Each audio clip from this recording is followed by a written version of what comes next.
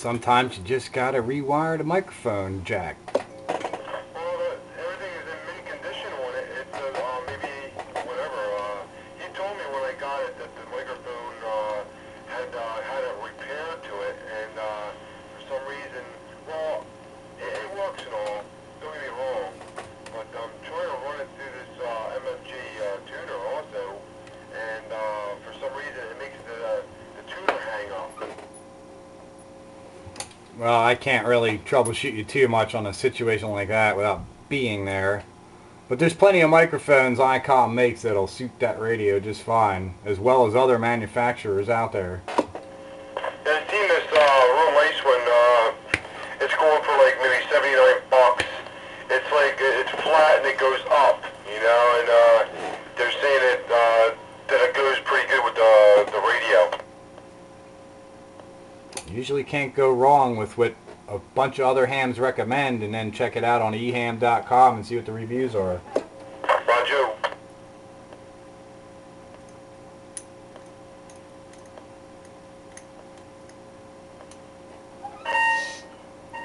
Where's Blockbuster at, y'all? Y'all heard Blockbuster? No Blockbuster check-in tonight so far. No Blockbuster, we ain't here Silver Bullet. Silver Bullet, I thought he was getting his hand fixed up.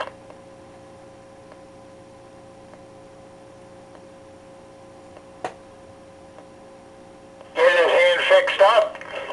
Yeah, he has a problem with his hand. Oh, 10-4. Hey, 24apr13d, you didn't say what radio you were running tonight. What radio do you think I'm running? The same one he always runs, Pierce Simpson. It doesn't sound like the Bengal. It doesn't seem either that or I got my volume turned down too low. It doesn't seem to put him in the way the Bengal did. So I'd say he was on something different if you was to ask my guess. 10-4, same radio I run last week. I don't remember being in there last week. Was I in there last week? So that leaves you out of the cold then, don't it? No, it don't. I'm wrapped up in my blanket and it's warm. So good. 10-4. Alright, now back to the question. What radio are you running tonight there, 44apr13d? JC Penney Pillow, okay?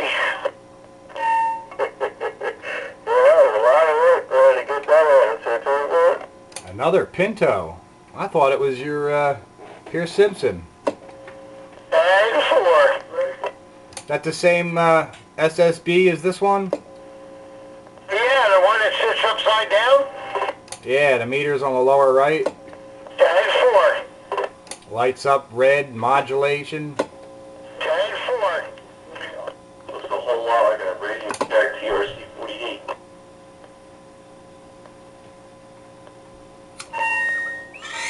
How many Radio Shack radios, man? The earliest ones I think were made by GRE. The later ones were Unidens.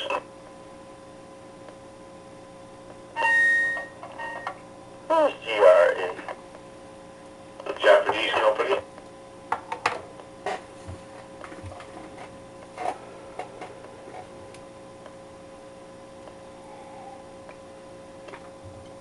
That's that radio. It looks like, what is it, TRC-48, and then I believe there's a Sears radio. It looks like that, too.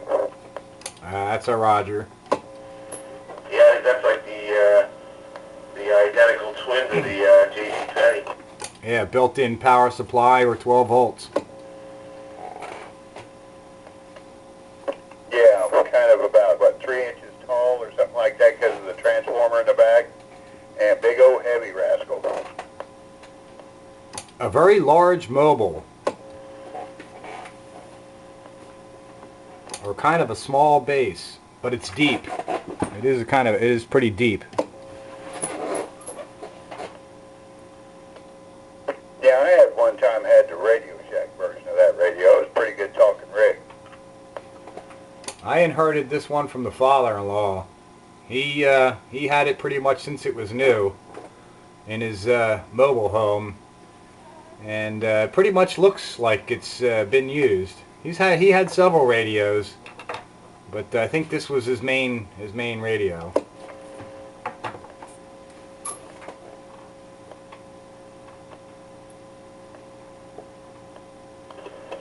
Nice to have a piece of family heirloom there, radio heirloom. That's right.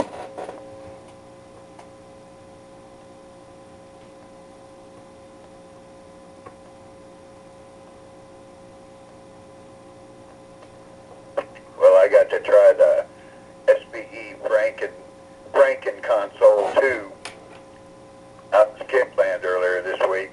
It's a monster. It's doing just a little over 100 on the high side.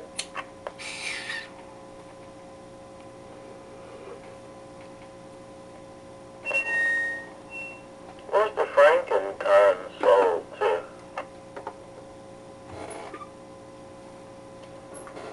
Well, my console 2 blew up, so I put a new final in it, and in the process of messing around, I took the box board out of the back of it and put a fancy wood case around it and mounted a little one-pill amp in the chassis with a switch on the front of the radio for low and high and off and on, and wired it all up to run up on 12 volts, and it's a monster.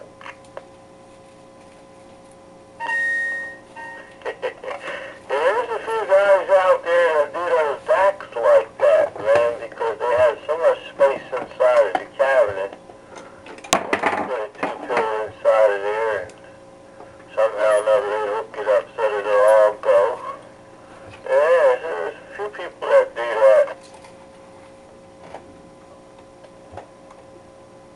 Well, I got this box of amp chassis over here, you know, that I got in that garage sale deal, and so far I found 3 working amps in it. This was pretty neat. This little amp had a 2879 in it, and of course it had no top, and it was missing the back panel where the antenna connectors, just a couple of pieces of wire coming off. So when I made that real nice wooden case for the console 2, I left a little extra space back there for the heatsink to stick out the back, and wired it and the radio to run off of 12 volts. Now I can't run the amp off of 110.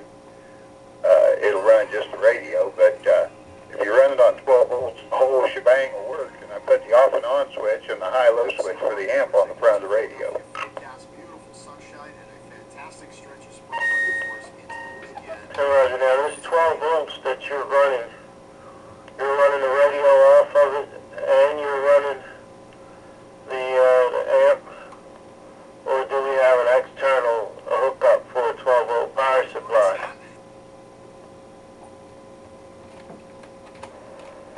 No, the amp is soldered up. The power leads to the amp are soldered up to the 2 screw terminals on the back of the radio. And I have a nice heavy-duty number 8 wire pigtail coming off of those screw terminals. And you just plug that into my 60 amp power supply, or I plug it into the 12 volt accessory plug that I have in the RV. My whole idea was to get away from running 2 separate pieces of equipment in the RV. Yeah, I see your point now. So 60 amps will handle all of that. Actually, it'll run on about 25 amps. It runs real good. It runs real good on my 15, as long as I don't use the high side of the amp. It'll run 45, 50 watts on a 15 amp power supply on the low side. Don't have a lot of swing, but it's good quality modulation and everything.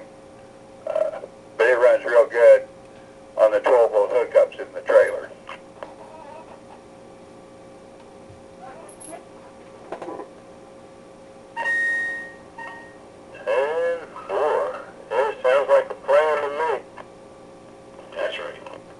Yeah, show you right. Classic Radio Roundup.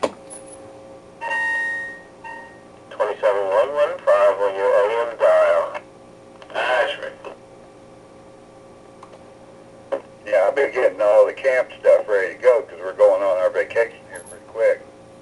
And my generator, besides having a 110 side to power stuff in the camper, it's also got a 12-volt side at 10 amps, constant.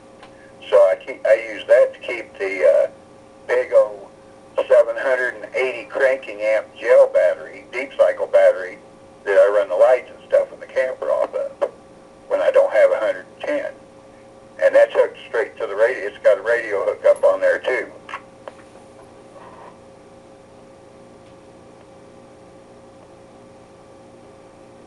The project I wanted to do, of course I don't have time, but I have an empty chassis from a Trinidad that I gutted. I was going to put a 40 channel board that I have in there.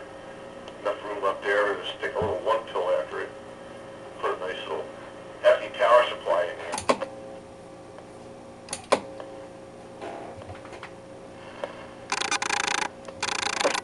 Well, that's a lot like what I did to this console too, except that instead of using the steel cover for the chassis, I made a nice wooden cover to, cover the sides and the top, and stained it a real pretty dark cherry to slip over the radio. Oh, it looks really nice. You remember when FB used to sell that wooden cover for the console too? It would slide over top of the metal one.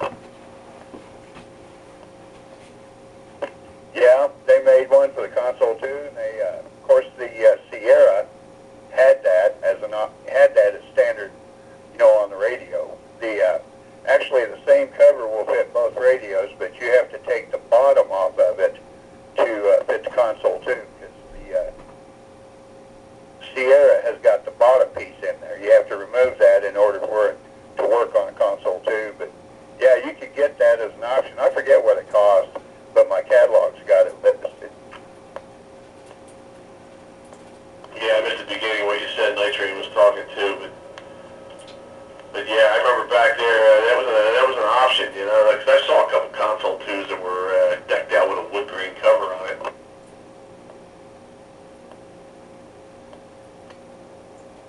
Well, this cover is big enough that it covers the radio, and it actually screws to the chassis. But it covers the radio and my Model 90 VFO, and it covers both of them, and mounts the VFO flush with the front of the radio, so it looks like one piece. If the VFO had a front panel on it, the same color as console 2, it'd look like one piece radio. Oh, that's kind of cool.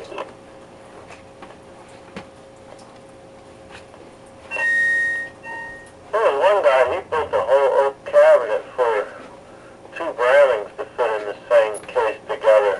It was long and drawn out, but it looked nice.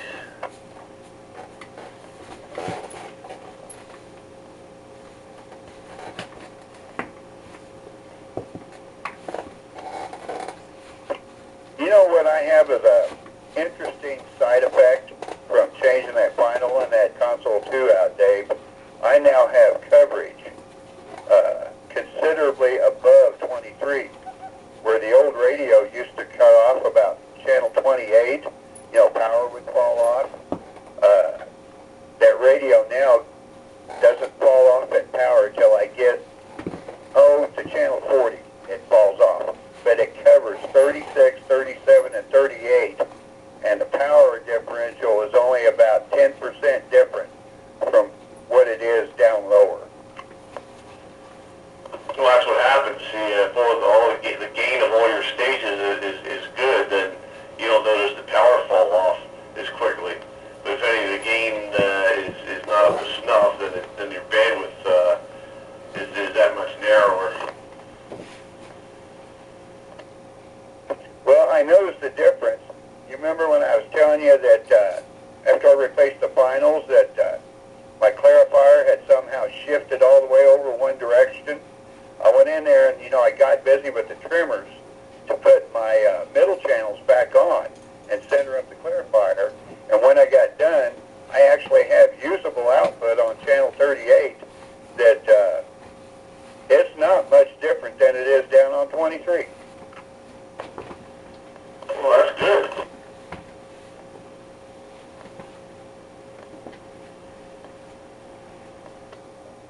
Well, yeah, that would be good for the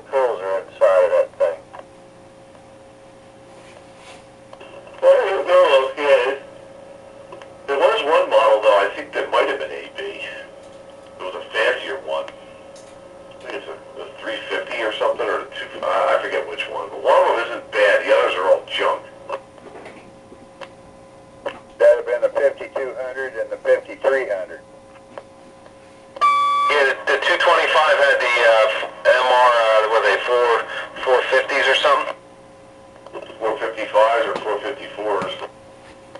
Yeah, that's what the one I have has in it. Yeah, I think that might be what I have. It kind of reminds you of a little bumblebee. You know which one I'm talking about? Bumblebee. Spark, you know which one I'm talking about? The one with the little bumblebee on it? Yeah, I think there was a bunch of them. Yeah, those amps always run best on low, on the low setting on the switch. Yeah, that's where I run it, on low. If you put it on the medium, it's alright, but if you put it on high, she's tight. I got a phone call.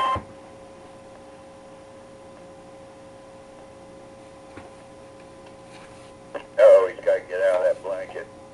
Well, they had Palomar made a couple of amps that were actually Class AB, a 5200 and a 5300. They were both 4-pills. 3749s was the number on the transistors, or 454. And they had band switching on the front. They had actual band switch on the front for 80 through 10 meters. And a considerable, decent filtering system. And you see them come up on the bay. They usually sell for a pretty good price. Yeah, they would have been the fancier ones that I was thinking about. Yeah, with the blue and white front.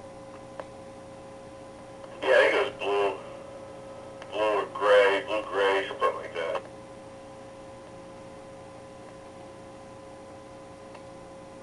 Yeah, they had a 5200, which had, it was rated at like 250, I want to say 250, and the other one was a 350. They were both 4-pills.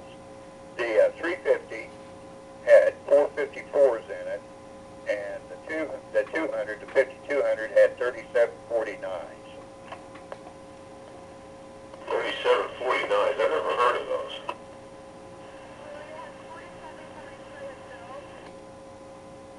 Yeah, I have a Boomer. 3749. It might be 3479. I don't remember. I'd have to go out and pull the cover off my Boomer, but I have a Boomer that has a pair of those same pills. It's good for about 150 watts on sideband. It's a real clean amp too. Maybe you're thinking of 2879s. Those I know.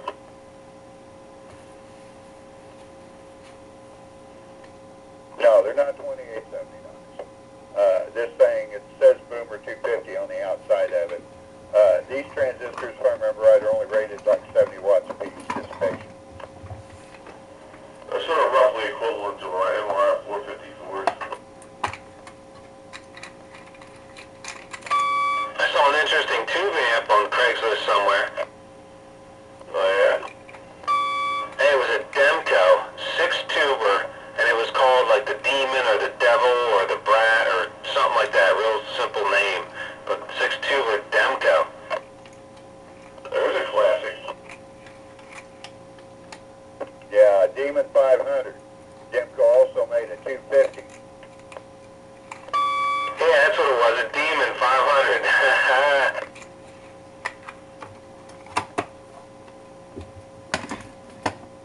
Those were a pretty potent old amp, but they're not much different than a big Palomar of the same tube configuration.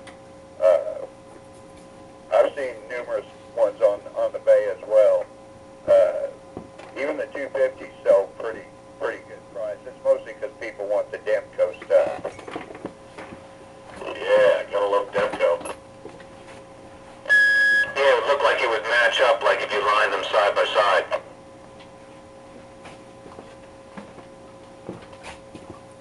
Oh yeah, even the output meter had the white with the little green band on it like the satellites. It's a nice looking amp. Don't be telling me about equipment like that. We were thinking of you. Yeah, you have to get that to match that satellite. Yeah, I stopped to work on a transmitter. Oh yeah, they're still got a problem? Well, I haven't used it since it fuzzed out the last time I used it. The receiver's fantastic. Now I got to do the same thing to the transmitter.